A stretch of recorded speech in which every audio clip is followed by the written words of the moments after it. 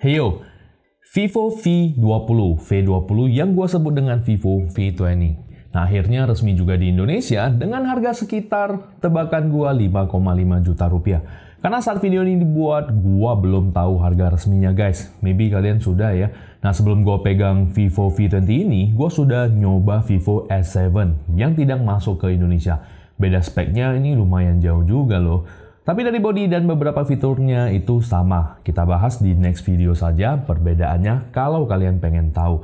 Nah, sekarang kita bahas dulu yang resmi ini ya. Kita hands on Vivo V20 resmi Indonesia. Desain body Vivo V20 ini punya identitas tersendiri. Desain kameranya mirip dengan Vivo X50 Pro. Tapi pantulan warna bodinya ini buat siapapun pengen lirik smartphone ini. Mungkin tidak semua orang, ada juga yang komen di IG gua, Instagram gua, desainnya over lebay. Tergantung masing-masing ya.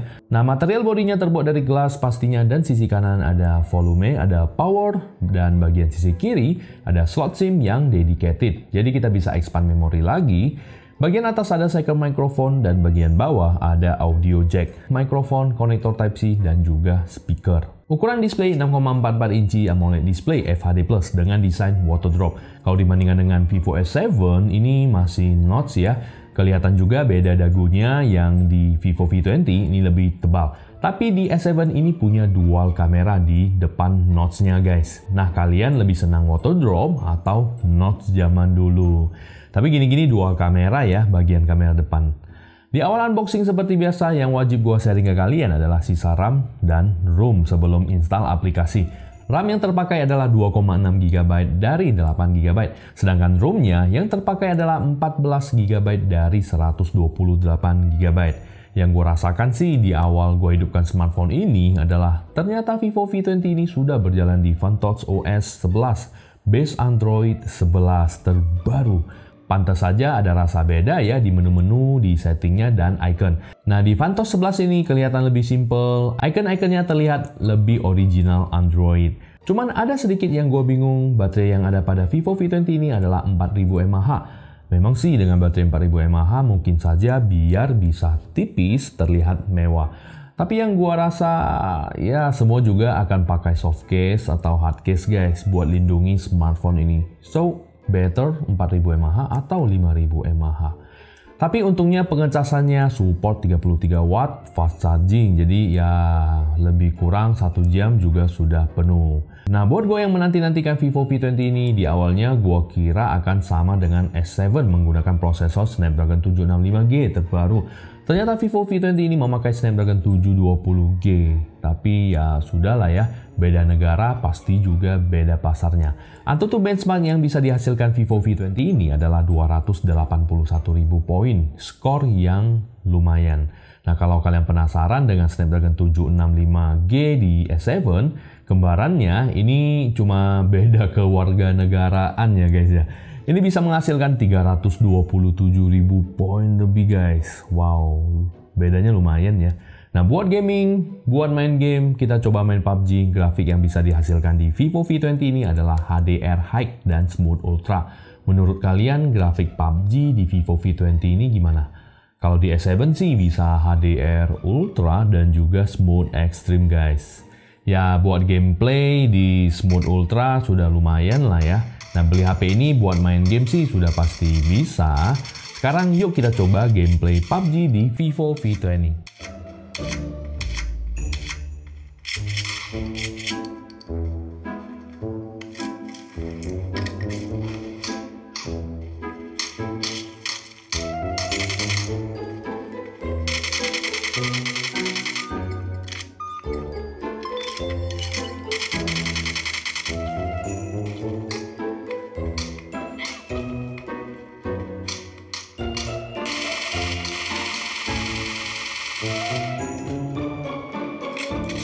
Kamera di smartphone ini triple kamera 64 megapiksel, kamera utama 8 megapiksel, ultra wide angle dan 2 megapiksel deep sensor. Untuk rekaman video bisa sampai 4K 30 fps, 1080, 30 atau 60 fps dan sudah ada fitur ACE di kamera bagian belakang juga depan. Kamera depannya 44 megapiksel dengan fitur andalan eye tracking. Nah, eye tracking ini bisa fokus ke mata kita. Fungsinya adalah biar kita tetap terfokus di kamera. Kalau biasa kan face tracking. Nah, kalau di face tracking, kalau kita tutup wajah kita setengah, dia tidak akan fokus lagi guys. Kalau eye tracking, dia akan terus mengikuti mata kita. Ini fitur yang berguna banget sih menurut gua di kamera depan belakang Vivo V20. Berikut adalah hasil foto dan video dari Vivo V20.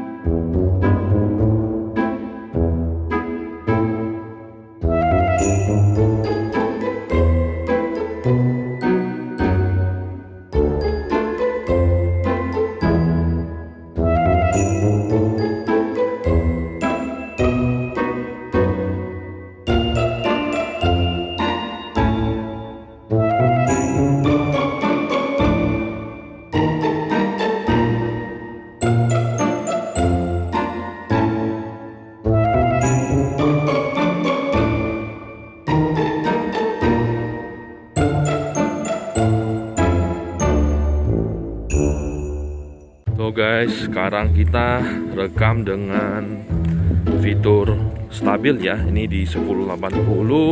Kalau diaktifkan stabilnya, dia akan berjalan di 1080. Dan ini gua jalan seperti biasa saja guys, tapi kelihatan gile stabil banget guys. Gua nggak nyangka smartphone sekarang sudah bisa seperti gini ya. Jadi apa sih fungsi gimbal-gimbal dijual itu lagi guys? Sepertinya ini mantap. Nah, kecuali kamu rekam di 60 fps 1080 atau di 4K 30 fps guys. Kita coba ya 4K 30 fps. Ini gua rekam di 4K 30 fps dan ternyata stabil guys. Gile.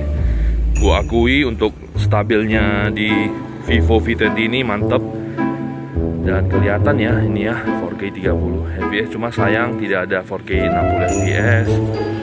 Tapi gua rasa cukup lah ya kalau untuk vlog sambil jalan gini. Ini udah bagus banget loh.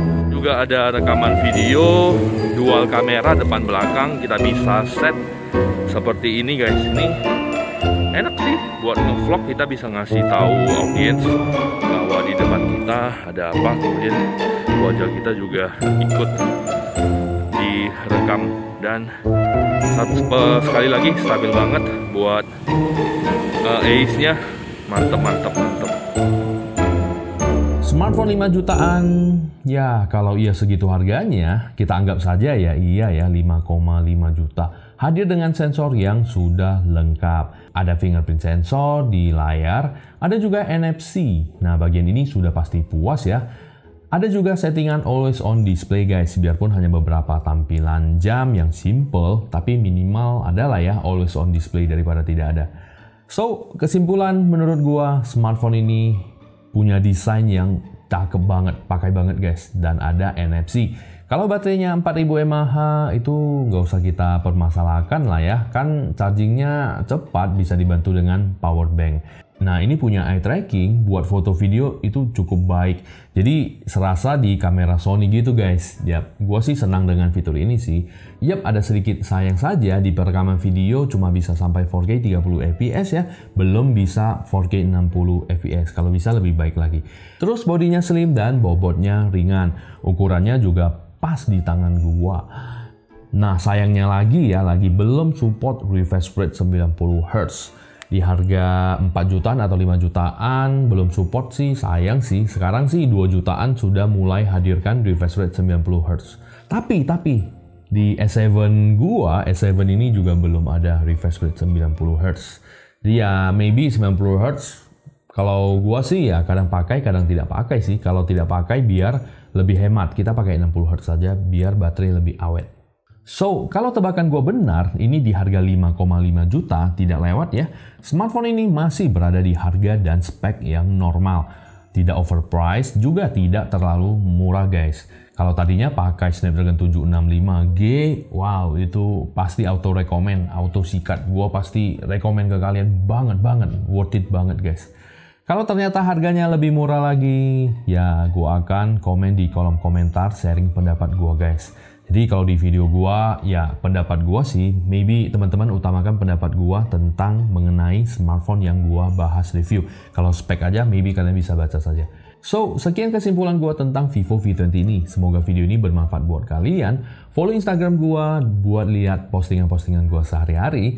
Kalau kalian yang baru pertama kali main ke channel ini, langsung saja subscribe dan aktifkan lonceng. Channel ini menyajikan video-video tech terbaru menarik buat kalian. Kita akan jumpa lagi. See you in the next video.